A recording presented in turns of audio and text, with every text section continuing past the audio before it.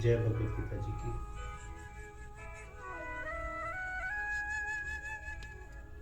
मोक्ष मोग कर्माणो मोग ज्ञाना विचेतस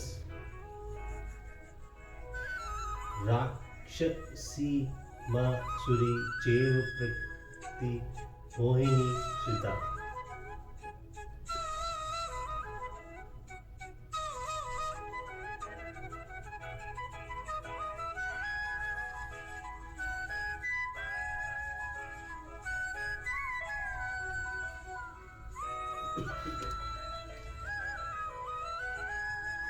वे व्यर्थ आशा, व्यर्थ कर्म और व्यर्थ ज्ञान वाले विक्षिप्त चित्त अज्ञान निजन राक्षसी असुरी और मोहिनी प्रकृति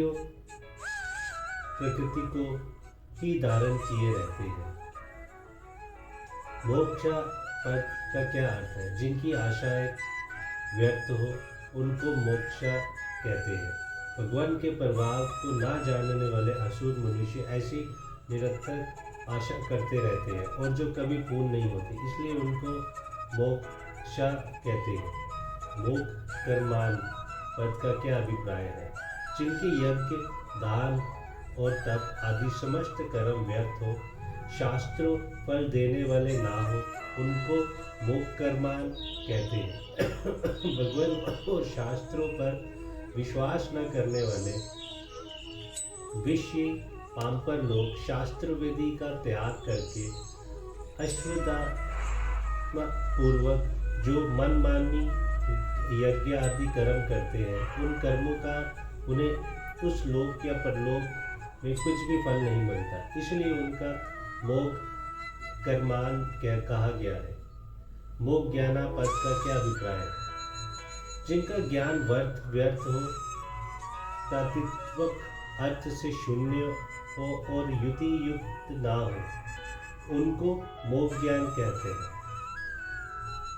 भगवान के प्रभाव को ना जानने वाले मनुष्य संसारिक भोगों का सत्य और सुखप्रद समझकर उन्हीं के प्राणाए रहते हैं। वह ब्रह्म वश समझते हैं कि इन भोगों को भोगना ही परम सुख है, इससे बढ़कर और कुछ भी नहीं है। इसी कारण वे सच्चे सुख की प्राप्ति से वंचित रह जाते हैं, इसीलिए उन्हें मोक्ष ज्ञान कहा है। ऐसे लोग अपनी ज्ञान शक्ति का दुरुपयोग करके उसे व्यर्थ ही नष्ट करते हैं। प्रश्न: विचेतस पद का क्या अभिप्राय है?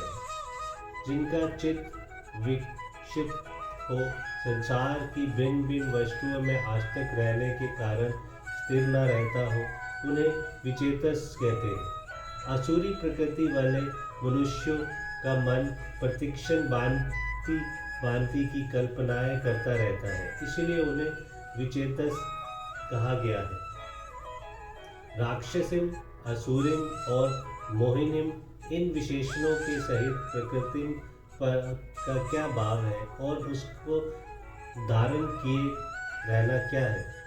राक्षसों की भांति बिना ही कारण द्वेष करके जो दूसरों की अनिष्ट करने का और उन्हें कष्ट पहुंचाने का स्वभाव है, उसे राक्षसी प्रकृति कहते हैं। काम और लोभ के वश होकर अपना स्वार्थ सिद्ध करने के लिए दूसरों को क्लेश पहुंचाने और उनके स्वतः हरण करने को जो स्वभाव है, उसे आसुरी प्रकृति कहते हैं।